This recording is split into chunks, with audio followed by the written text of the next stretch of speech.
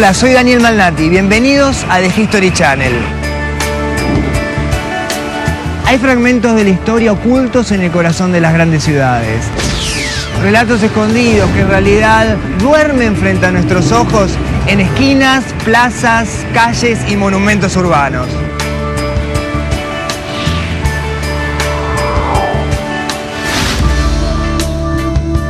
La ciudad nos está llamando, porque siempre hay una historia oculta en la jungla de cemento y hoy vamos a descubrirla.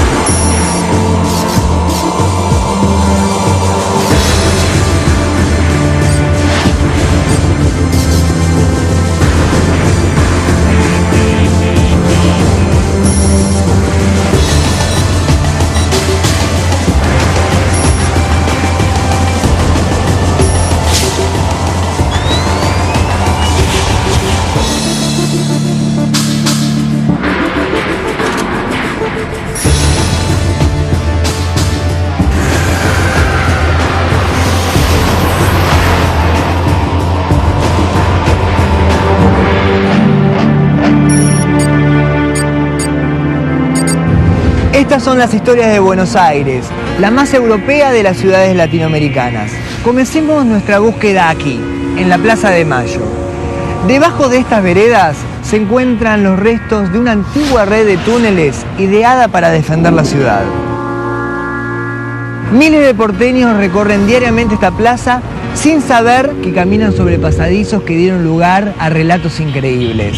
Ingresemos ahí para conocer la historia de un ingeniero catalán que quiso expulsar a los invasores ingleses de la ciudad.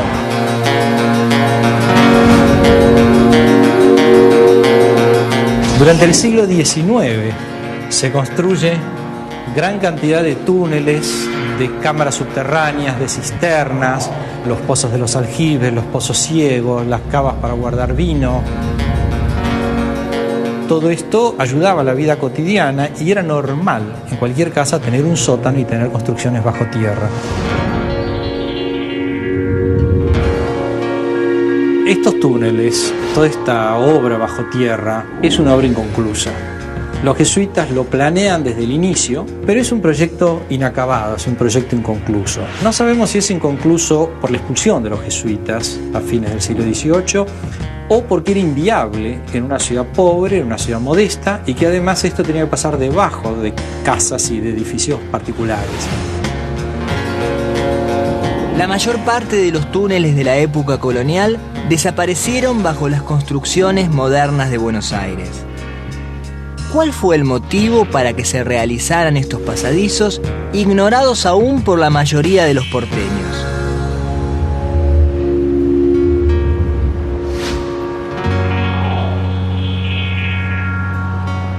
La respuesta permanece enterrada en los túneles. La ciudad de Buenos Aires es una ciudad que creció, es una ciudad que pudo ser viable, que existió gracias al contrabando y que no tenía otro mecanismo para la supervivencia de la gente. El imaginario no pudo sostener que nuestra historia se hizo a partir del contrabando. Entonces se lo metió bajo tierra. Los túneles fueron usados para el contrabando. La imaginación popular pobló los túneles de incontables mitos urbanos alejados del verdadero propósito para el cual fueron creados. Mucha gente ha pensado o ha imaginado grandes y largas redes de túneles bajo la ciudad. Lamentablemente no existen ni existieron nunca. Si el contrabando no fue la finalidad de estos túneles, ¿qué misterios esconden entonces los pasadizos que aún recorren el subsuelo de la ciudad? ¿Cuál es la verdad sobre estas construcciones que inspiran infinitas leyendas? Los túneles de Buenos Aires, por lo menos los túneles antiguos, los túneles del siglo XVIII, son parte de un sistema defensivo que consistía en una pequeña galería de túneles muy modestos, muy simples, algunos 1,20 m, 1,30 m de altura, a veces 60 centímetros de ancho, incómodos, húmedos, sucios, pero que servían para evacuar una ciudad sin defensas, sin murallas, sin acantilados, sin bosques, sin selvas alrededor, y era la única forma de poder sacar a las personalidades significativas de la ciudad en el caso de que la ciudad fuera tomada. Hoy sabemos que los túneles formaban parte de un plan de defensa militar. Y es posible imaginar su utilización en 1806 y luego en 1807, cuando la ciudad de Buenos Aires fue ocupada por tropas inglesas. Los ingleses toman la ciudad y uno de los cuarteles, uno de los sitios donde se instalan, es la antigua ranchería. La ranchería era un conjunto de edificios o de ranchos que habitualmente eran usados para tener esclavos. Ese sitio muy grande fue aprovechado por los ingleses para usarlo como cuartel. Lo que se le ocurre a un señor, Centenach, y a su socio, es realizar un túnel que salga desde una de las ramas de estos túneles para llegar hasta el cuartel de la ranchería, poner una bomba y destruir a los ingleses desde abajo. Poco se sabe de Centenach, salvo que fue un arquitecto catalán que mediante la construcción de un túnel imaginó la expulsión de los ingleses de Buenos Aires. El túnel de Centenach existe, está debajo de la iglesia de San Ignacio, dos ramales muy pequeñitos que salen hacia la izquierda entrando al túnel. Lo que Centenach hizo es este tramo de aquí, no es demasiado extenso, no es demasiado largo, intentaba cruzar casi 100 metros para poder llegar hasta donde estaban los invasores ingleses. Lo que no tomó en cuenta es que esta tierra, la tosca, es extremadamente dura, le llevó mucho tiempo hacerlo y cuando había excavado escasamente unos metros, ya los ingleses se habían rendido. El ingeniero catalán fracasó en su plan para volar la guarnición inglesa, pero dejó su túnel para alimentar la fantasía sobre una Buenos Aires subterránea.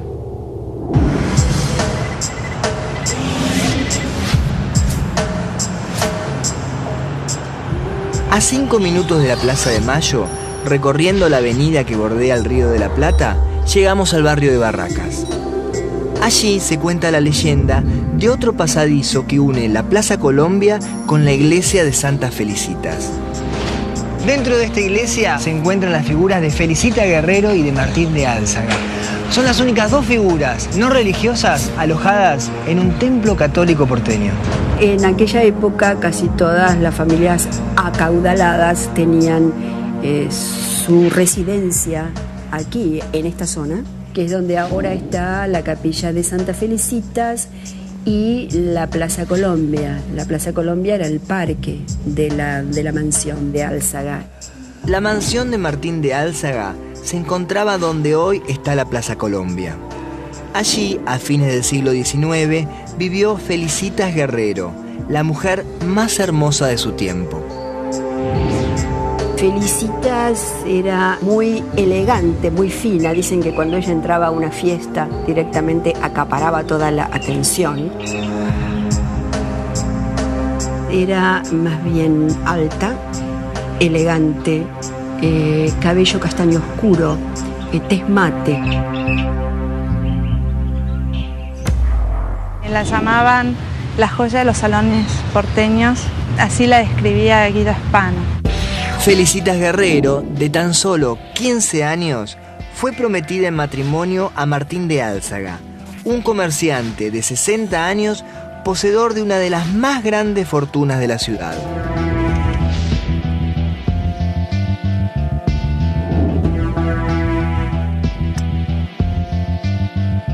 Felicitas se casa con don Martín de Álzaga en el año 1862. Tienen un hijo, Félix, y Félix muere en el año 1869. Es un año terrible para ella. Su abuela, Catalina Montes de Oca, a la que ella quería tanto, muere en noviembre. Su marido, don Martín de Álzaga, enferma de septicemia en el verano del 70. Ella ya estaba embarazada del segundo chiquito. Nace el segundo chiquito el 2 de marzo y muere el mismo día.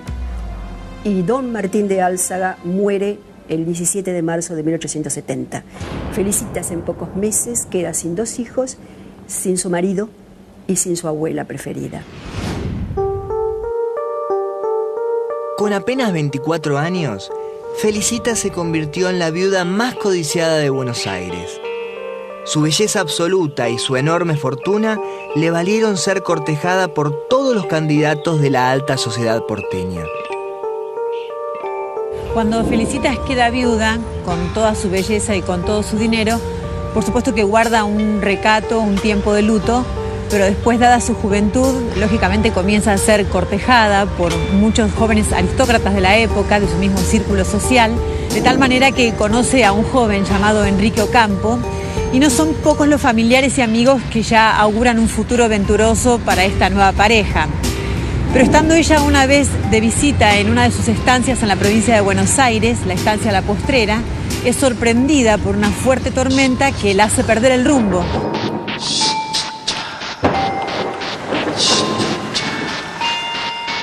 Y el carruaje se pierde y Felicitas dice, ¿pero dónde estamos? Y una voz le responde, en mis tierras que son suyas, señora. En esas circunstancias se refugia en una estancia vecina que resultó ser de Samuel Sáenz Valiente. Entonces ahí pone el poncho para que ella lo pise, baje y la recibe en su estancia. Y ahí es que se enamoran. Y por lo tanto las esperanzas de Enrique Ocampo quedan truncas. Felicitas decide hacer una fiesta en su casa de Barracas. Y en esa fiesta aprovecha la oportunidad para dar a conocer a sus familiares el compromiso con Samuel Sáenz Valiente. Se hace presente Enrique. Ella les dice a todos que la esperen, que se va a cambiar, a hablar con este hombre a solas para convencerlo de que no la moleste más.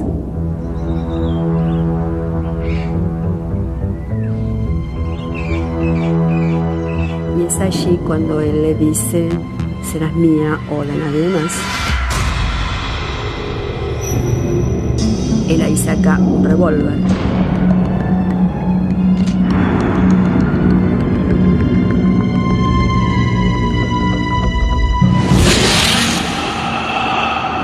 Y le pega un tiro en el omóplato izquierdo. Algunos sostienen que Ocampo, aterrado por el crimen que acababa de cometer, se suicidó. Sin embargo, otras versiones señalan un final diferente.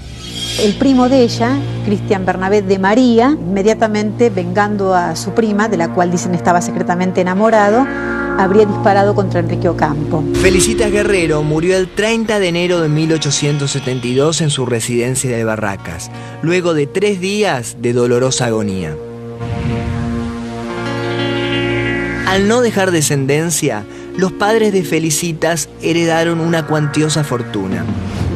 En homenaje a su hija, levantaron un templo en el lugar de su muerte. Así nació la iglesia de Santa Felicitas. Los sufrimientos vividos por Felicitas la van a convertir en una figura emblemática para todos aquellos porteños con penas de amor que sostienen que ella, desde el más allá, puede ayudarlos. No son pocas las parejas que, para jurarse felicidad eterna, acuden a la reja de la iglesia, que es la misma reja que rodeaba la quinta familiar, y ahí le ruegan a Felicita por el futuro venturoso de la nueva pareja. Cada 30 de enero, fecha en que murió Felicitas, las mujeres del barrio de Barracas se acercan a las rejas de la iglesia para rogar por un amor imposible. Algunos hechos extraños sucedidos en la iglesia en 1981 sugieren que Felicitas está allí para escucharlas. Al encararse la reparación de la iglesia de Santa Felicitas, el arquitecto que trabaja para la comuna, Roberto De Vincenzi, señaló que había encontrado varias figuras de ángeles con las alas derechas rotas, casualmente a la misma altura que había sido herida Felicitas, a la altura del omóplato derecho. Y cuando termina de hacerlo con la última figura, escucha el sonido de las campanas. Cuando van a corroborar que no había nadie en el campanario, bueno, les llama mucho la atención y lo toman seguramente como un designio de felicitación. Aquí se encuentra la casa más embrujada de la ciudad. Luego conoceremos el lugar donde fue baleado en una pelea el cantante de tangos más famoso de la historia. Todo esto al regreso en Historia Secreta.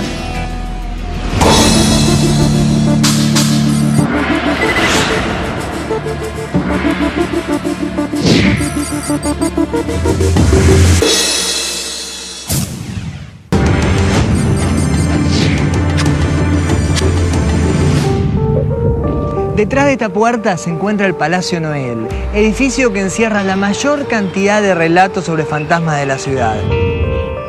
Fue aquí mismo donde el expresidente de Estados Unidos, Herbert Hoover, fue testigo de extrañas apariciones.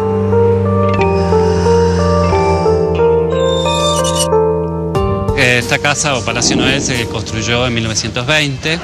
Está compuesta por 2 pabellones principales, compuesto por 3 plantas, donde vivía la familia de Carlos Noel, el intendente de Buenos Aires durante la presidencia de Alvear. Y en el año 1936 la familia Noel vende esta casa a la ciudad de Buenos Aires también y dona la colección de arte colonial y español que había dentro, para fundar un museo llamado Museo Colonial.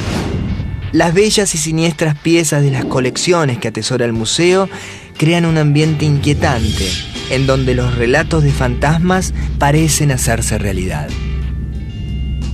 Donde hoy se levanta el museo, esas tierras pertenecieron a una compañía de traficantes de esclavos alrededor del año 1720. Muchos dicen que podrían haber sido los sufrimientos y las penas de estas mismas personas las que hoy día continúan con su presencia en la casa.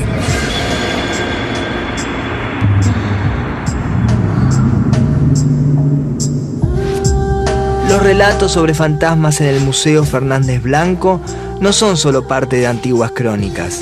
Aún hoy es posible encontrar testigos de aquellas apariciones. Era enero de 1989 y estábamos en los jardines del Museo Isaac Fernández Blanco por hacer el estreno de un espectáculo, Hispania. Esa tarde faltaba poco para el estreno hasta que comenzó a bajar la luz y de pronto en el fondo del jardín apareció una imagen inmensa con rebordes totalmente determinados, como si fuera la sombra de una túnica.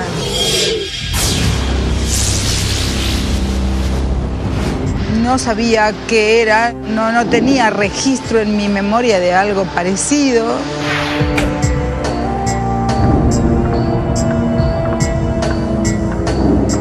Volví a mirar el rostro de mis compañeras porque estábamos en el mismo lugar. Lo mismo, darme cuenta de que estábamos viendo lo mismo. Y al volver a mirar hacia allí, esa imagen aparecía en un lugar y luego desaparecía para aparecer en otro. Aseguran que el fantasma en realidad corresponde a una joven de 17 años que en algún momento habría habitado la casa y que habría muerto de tuberculosis. El escritor Manuel Mujica Lainez, asiduo concurrente a la casa, también testimonia haber escuchado esto y haber visto a la misteriosa mujer, solo que cada vez que se le aparecía, él dice que se refugiaba en la biblioteca, donde aparentemente ella no ingresaba. Y bueno, ahí me fui enterando de un sinfín de anécdotas, historias de otras apariciones que había habido en el lugar. Dentro de los eventos que se dan en la casa, bueno, el más importante es en diciembre de 1928, cuando llega el presidente Hoover a la Argentina en una gira que hace por Latinoamérica. Manifestó totalmente convencido haber sentido algo que no pudo precisar, pero una presencia extraña en el lugar. Los testimonios del expresidente norteamericano Herbert Hoover dieron mayor crédito a las leyendas de los fantasmas del museo. Oliverio Girondo y Nora Lange, dos importantes escritores argentinos vecinos de la residencia, también aseguraron ser testigos de las apariciones. A solo 4 cuadras de allí, el Palais de Glace encierra una historia secreta que involucra al más importante cantor de tango de todos los tiempos, Carlos Gardel. Construido en 1910, el Palais de Glace fue diseñado como pista de patinaje sobre hielo para las clases altas porteñas. El edificio se convirtió en los inicios del siglo XX en un suntuoso salón de baile. Allí, el tango de los barrios bajos se transformó también en la pasión de los jóvenes adinerados de Buenos Aires. Bajo esta cúpula sucedieron muchas cosas. Entre estos secretos que esconde el Palais de Glace, hay uno relacionado con nuestro cantor más querido y más conocido, nada menos que Carlos Gardel. El 24 de junio de 1935, Carlos Gardel murió en un accidente de aviación en el aeropuerto colombiano de Medellín. Con la tragedia, surgió la leyenda sobre el asesinato del cantante. Cuando muere Gardel, tenía alojada una bala en su pulmón izquierdo. Esto dio pie a un sinfín de historias, que había habido tiros en el avión, que se habían peleado, que lo habían baleado. Todas historias que no corresponden con la realidad. La realidad hay que buscarla en el hecho que ocurrió aquí en el Palais de Glace, 20 años antes del accidente de Medellín. A fines de 1915, Carlos Gardel realizaba una serie de funciones en un teatro porteño. Y al rodar en tu empedrado es un beso prolongado que te da mi corazón. El 10 de diciembre, terminada la función de la noche, Gardel, acompañado por 2 amigos, concurrió al Palais de Glace para festejar su cumpleaños. Justamente esa madrugada, el 11, cumpliría 25 años. Unos muchachos, de los cuales conocemos el nombre de 3 de ellos, un tal Moreno, otro llamado Gregorio Gallegos Serna y Roberto Guevara, comienzan a fastidiar al actor Alipi. Gardel intenta poner paz en la situación y aparentemente todo termina ahí. Carlos Gardel decidió evitar un incidente y abandonó el Palais de Glace. Sin embargo, los provocadores estaban dispuestos a continuar la pelea. Estos muchachos que habían estado molestando al actor, lo siguen.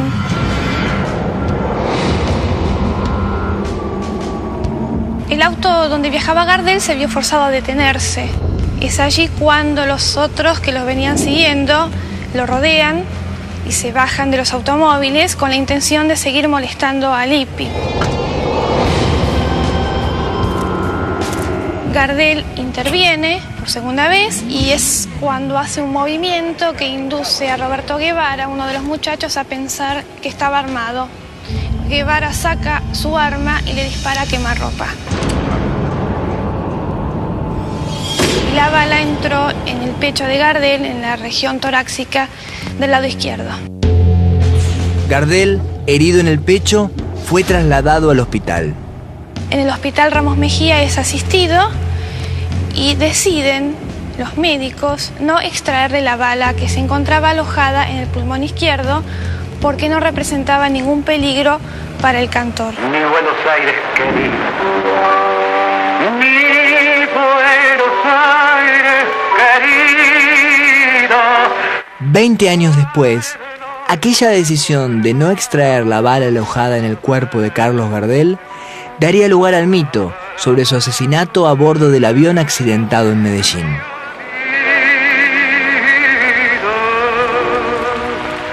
Carlos Gardel volvió a cantar.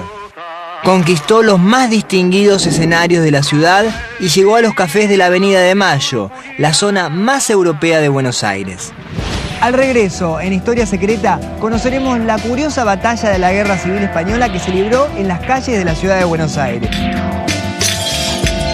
Y además, recorreremos el magnífico mausoleo ideado para depositar los restos de la figura máxima de la cultura italiana, Dante Alighieri.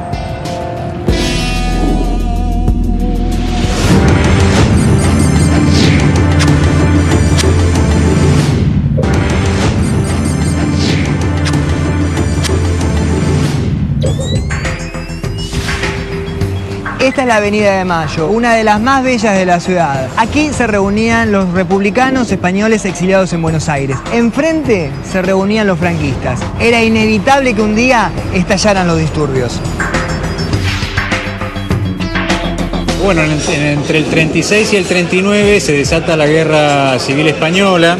Fue una de las guerras más sangrientas intestinas que tuvo la península ibérica, y muchos de los exiliados y de los que huían de la guerra eligieron dos países fundamentales en América Latina. Uno fue México y el otro fue Argentina. Y dentro de Argentina, la ciudad de Buenos Aires tenía una de las avenidas culturales más importantes latinoamericanas, que era la Avenida de Mayo. La Avenida de Mayo, que tenía un origen afrancesado, europeo, era un poco el reducto de todos los artistas e intelectuales de esa época.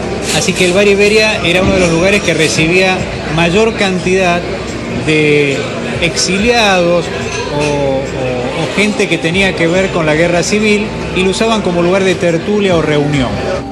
Exiliados de su país, los españoles trajeron consigo las pasiones y los enfrentamientos que originaron la guerra civil en su tierra. En dos bares de la Avenida de Mayo, separados por una calle, republicanos y franquistas se enfrentaron en Buenos Aires como si todavía estuviesen en territorio español. A mis espaldas está el antiguo Bar Iberia, que era el lugar de parada de los republicanos. Enfrente se encontraba el bar El Español, que era el lugar donde frecuentaban los franquistas, los seguidores de Franco. En más de una oportunidad tenía que intervenir la policía para separar ambos bandos, en donde volaban mesas y sillas rotas.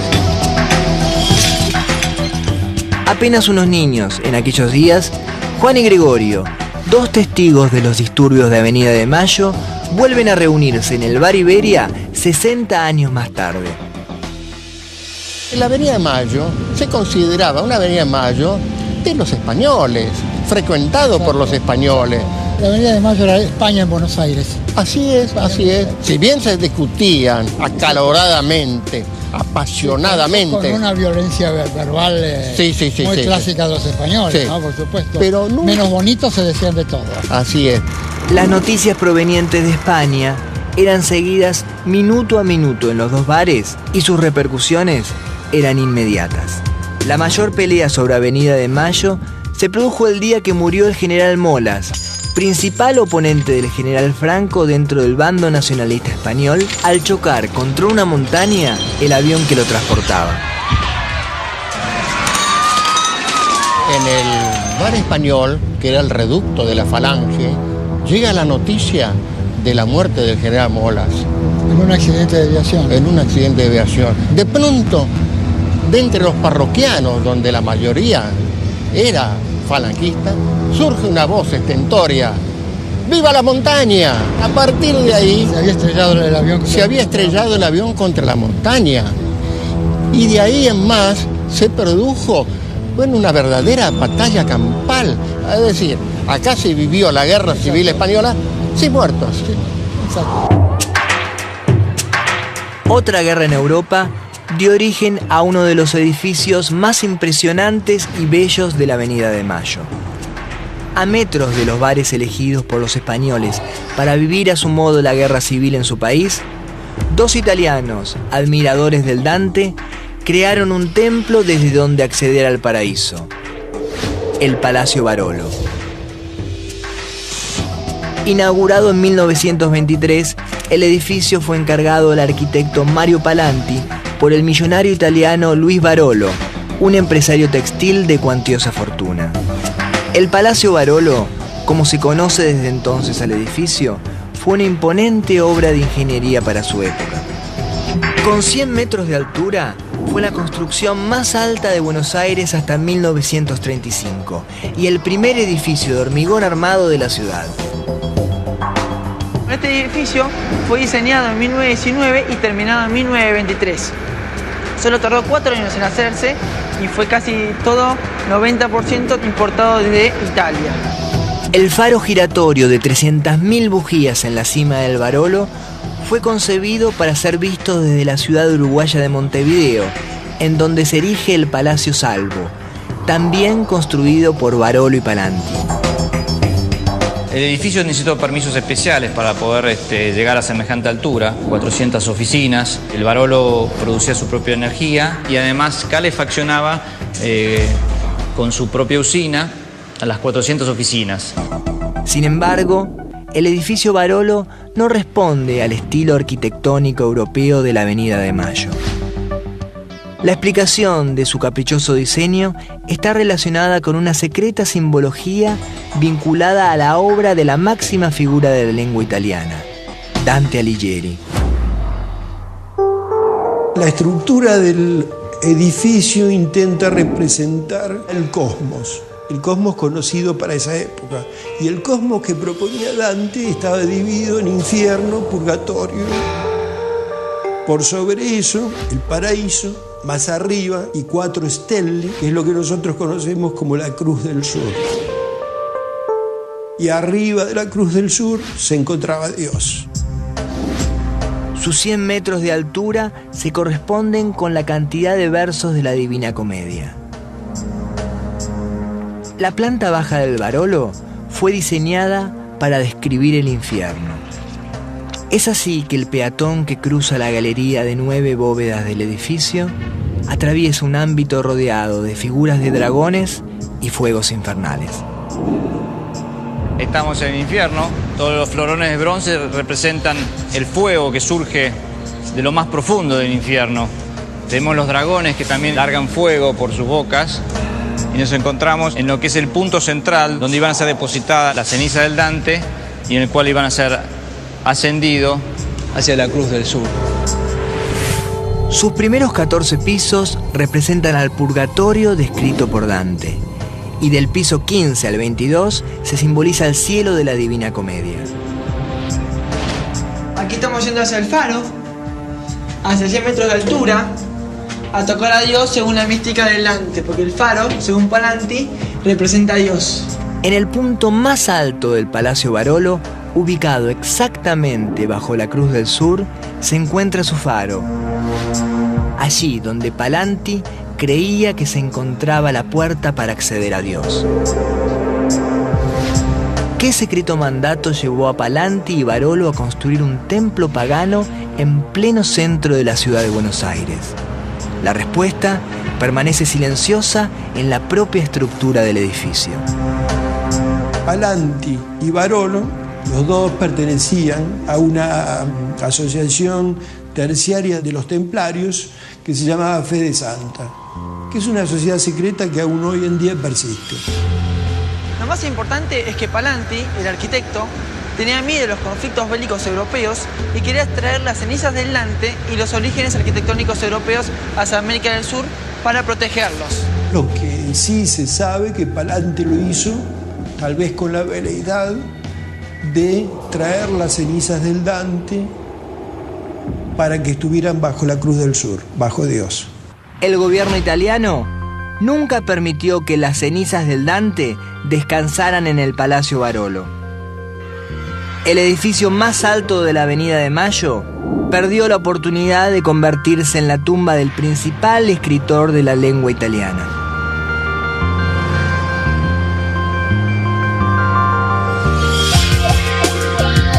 Muchos porteños caminan por la vereda del Barolo, indiferentes a este colosal mausoleo, construido con la idea de acceder al cosmos desde una calle de Buenos Aires.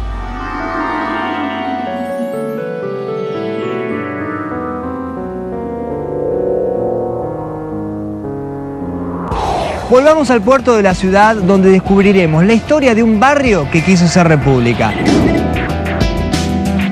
Y luego el lugar donde nació un nuevo dialecto que solo los porteños pueden comprender.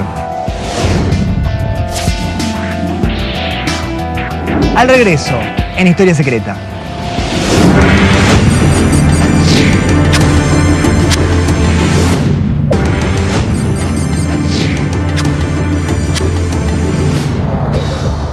A orillas de Riachuelo se levanta el barrio de La Boca. A fines del siglo pasado, en estas mismas calles, un grupo de inmigrantes genoveses quiso fundar una nueva república. La Boca es un pedazo de Génova. Antes, todo el mundo hablaba genovés. Si vos no sabías hablar genovés, no tenías cabida. La República Independiente de la Boca fue algo que hicieron los genoveses en 1882, entre las cuales participó mi bisabuelo. Los genoveses especialmente, que eran mayoría en la Boca, se enemistaron con las autoridades porque no atendían a sus reclamos. Se pusieron en huelga y entonces como la policía los atacaba y el 99, por no decir 100% eran italianos, se consideraban agraviados y levantaron la bandera italiana y le mandaron un telegrama al rey de Italia diciéndole que habían formado la República Independiente de la Boca. Los inmigrantes pretendían hacer de la Boca una república autónoma al estilo de San Marino.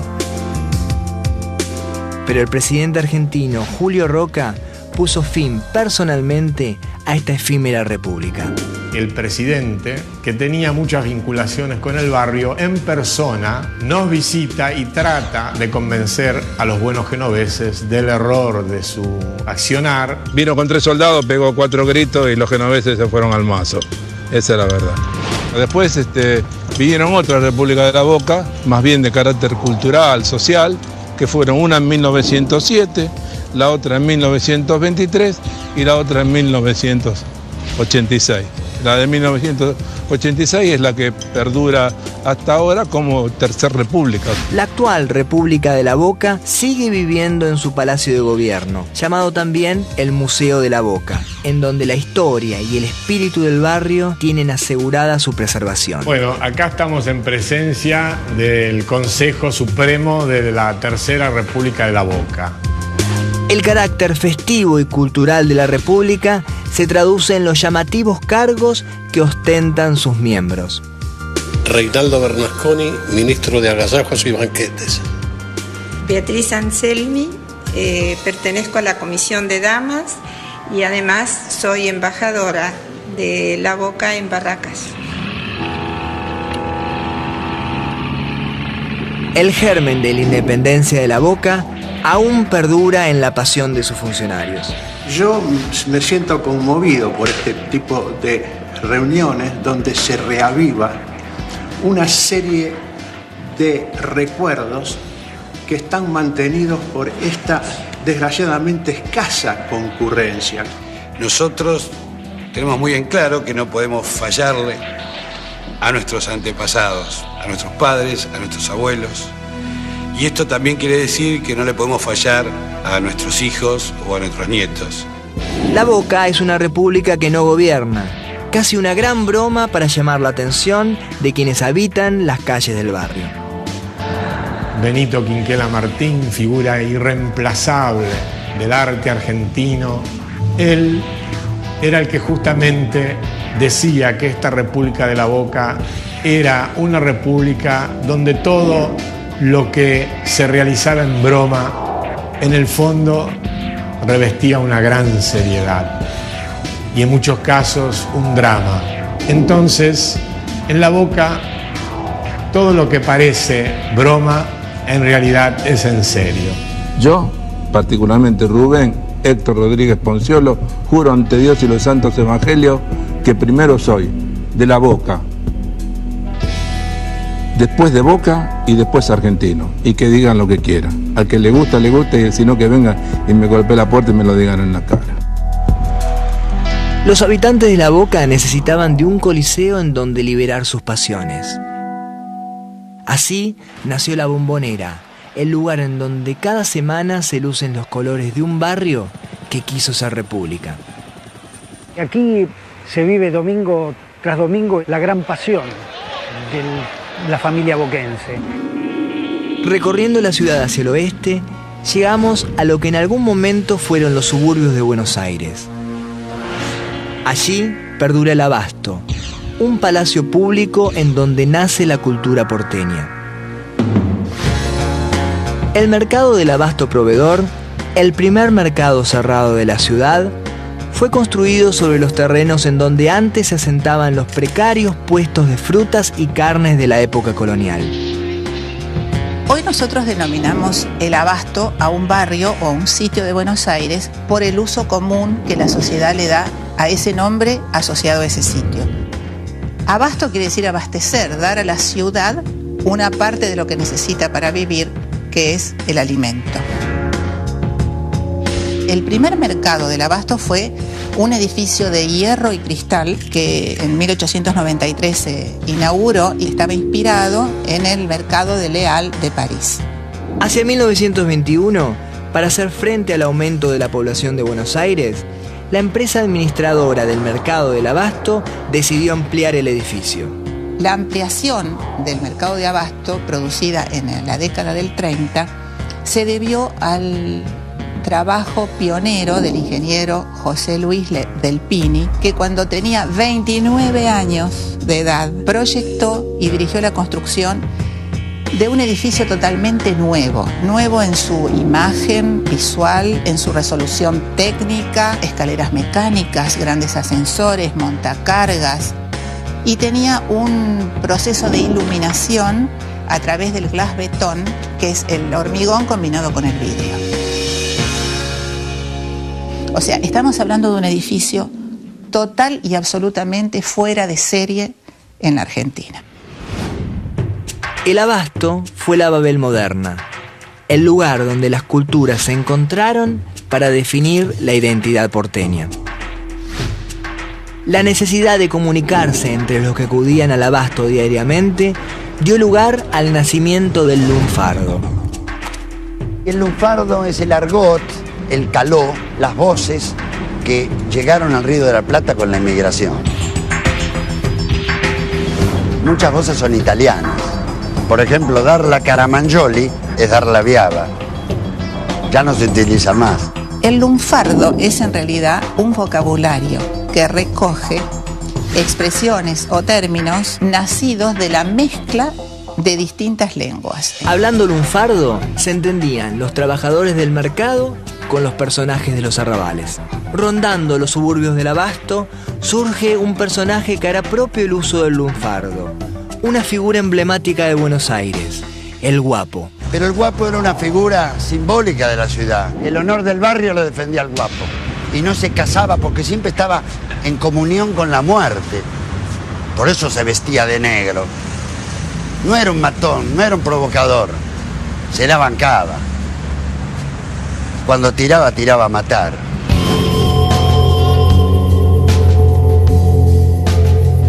El guapo ganaba con una mirada una pelea. Muchas veces no era necesario salir a pelear. Una mirada le indicaba al rival que iba a ser boleta. El guapo es un tipo con sentido del honor. Es muy hombre, se hace respetar y hace respetar a los demás. El guapo era todo un estilo de vida. ¿Por qué digo todo un estilo de vida? Porque el guapo era un tipo que vivía para el baile, vivía para la mina, vivía para de pronto batirse a duelo criollo por una mina, por una naifa, por una garaba, por una mina minusa, como se decía en ese momento, ¿no? Las voces esperanzadas de los inmigrantes se han callado. Los guapos ya no merodean en sus esquinas. Sin embargo, todo lo que allí pasó forma parte del acervo cultural de Buenos Aires. En el barrio del Abasto se libró la primera batalla de las invasiones inglesas. Derrotadas las tropas porteñas, un ingeniero catalán ideó un plan para expulsar a los porteños de la ciudad. Las historias nos regresan aquí, al punto de partida, donde nació la ciudad de Buenos Aires. Nuevos relatos desconocidos esperan ser descubiertos, porque recuerden, siempre hay una historia escondida en la jungla de cemento. Soy Daniel Malnati para The History Channel. Gracias por acompañarnos.